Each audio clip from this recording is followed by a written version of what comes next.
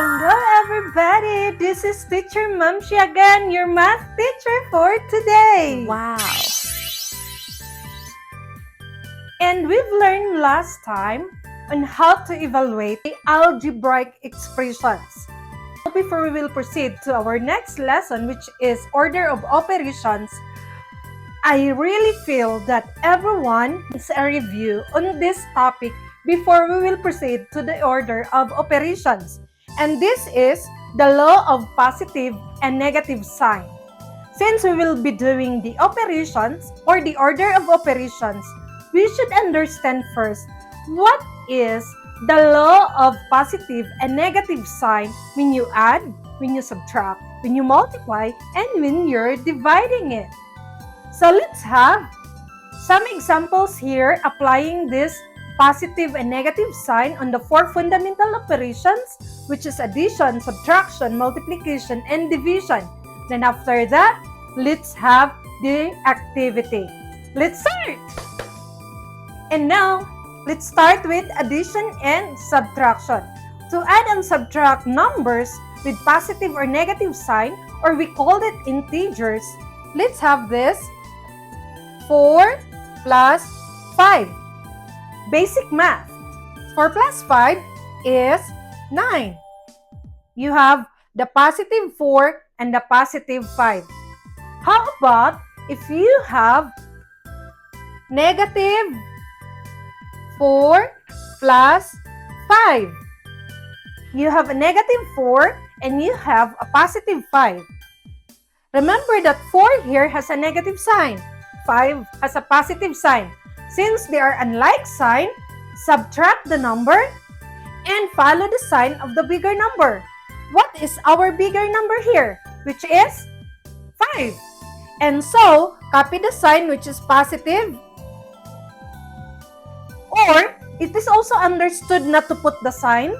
So you have here, 5 minus 4 is 1, or simply 1. A number without a sign means a positive number. But when it is a negative number and you forget to put the sign, then that is already a wrong answer because a number without a sign always understood that that is a positive number. So when it is negative, don't forget to put the negative sign. Another example here is 4 minus 5. Now, we have positive 4 and we have negative 5. What will we do? Well, first, what is the sign of the bigger number? The bigger number is negative 5 and it has a negative sign. So, copy the sign of the bigger number, which is negative. Then, subtract the number. 5 minus 4, which is 1. So, the answer is negative 1. Again, if your answer is just 1, you forget to put the negative sign, then that is already wrong because a number without a sign understood that it is a positive number. Next is negative 4 minus negative 5. You have here two negative signs put together. So, you can also sometimes look at this like that. With a parenthesis, negative 4 minus negative 5. Now, when you have two negative signs, that makes it positive. Just like this, you can put the parenthesis, negative times negative becomes positive. So, your new number now is negative 4 plus 5. Negative 4 plus 5, you go back here on number 2, and that is positive 1. Again, to add and subtract positive and negative numbers, copy the common sign of the number or add and subtract and copy the sign of the bigger number. Another example here is negative 4 plus negative 5. Negative plus negative. So, you are adding two negatives here. Even though you will put a parenthesis here, positive times negative is a negative. So still, you have negative 5. Copy the common sign, which is negative, and add the number. So 4 plus 5 is 9. So that is now our final answer. This is just very easy, like the basic arithmetic that you need to know. This is very important when you simplify mathematical problems or any higher mathematical problems that you're going to encounter in your math class. So again, this is how to add and subtract with positive and negative signs. Now, let's have multiplication and division using the positive and negative sign of a number.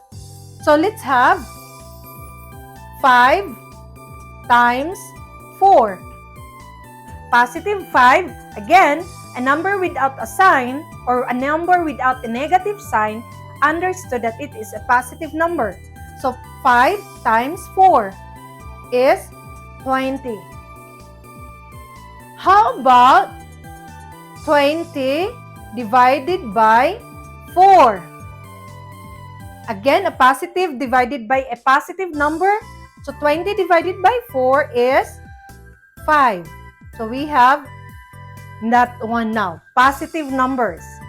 Positive divided by a positive is a positive number. How about when it is a negative number? Negative 5 times 4 equals negative 20. So we have here negative 5 times 4 equals negative 20.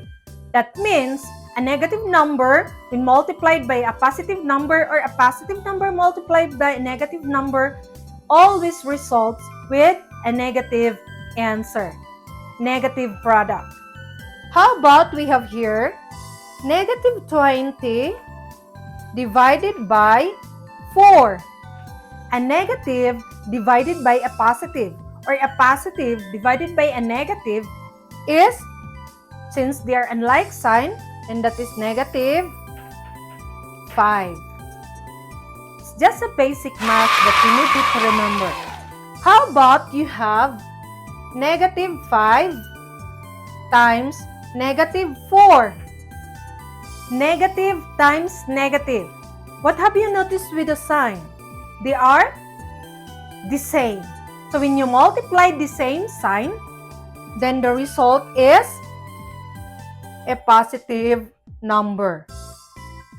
And when you divide 20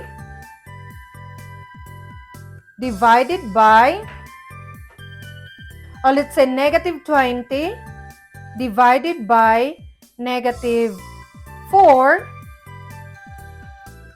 equals negative divided by negative is positive. So you have positive 5. And now it's your time to shine activity. Let's start.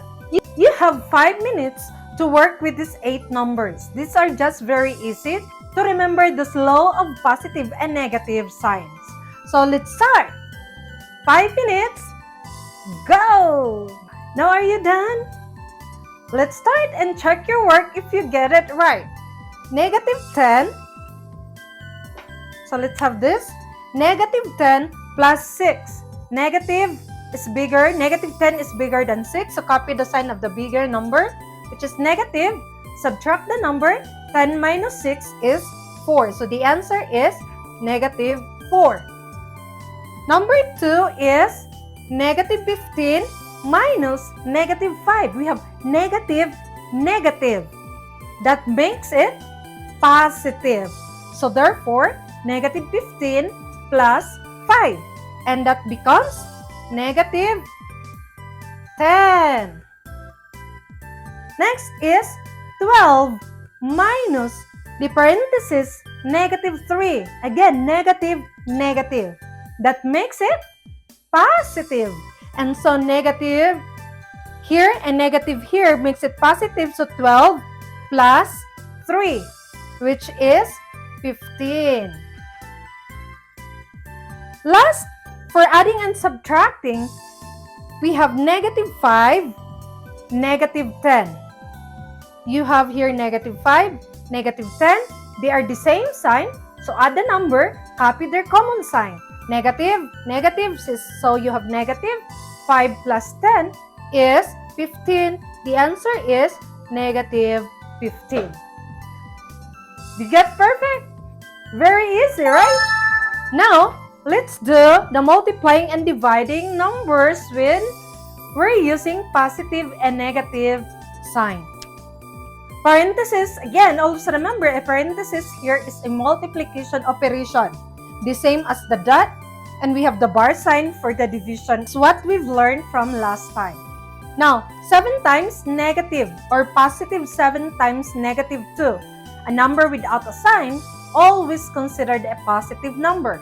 7 times negative 2 is negative 14. So the answer is negative 14. Negative 4 times negative 3, the same sign, makes it positive.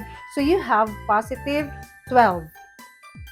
Next is number 3, 15 divided by negative 3. A positive number divided by a negative number makes it negative. So negative 5. And now the bar sign here is a division operation. Negative 16 divided by negative 4. Negative divided by negative is a positive. Dividing or multiplying like sign always resulted to a positive answer. So negative negative becomes positive. And 16 divided by 4 is 4. The answer is positive 4. We're done! We got perfect! Very good. So, practice makes perfect. Again, this is your teacher, Mamshi, from your math teacher today. Don't forget to subscribe to be notified with our next video. Bye-bye!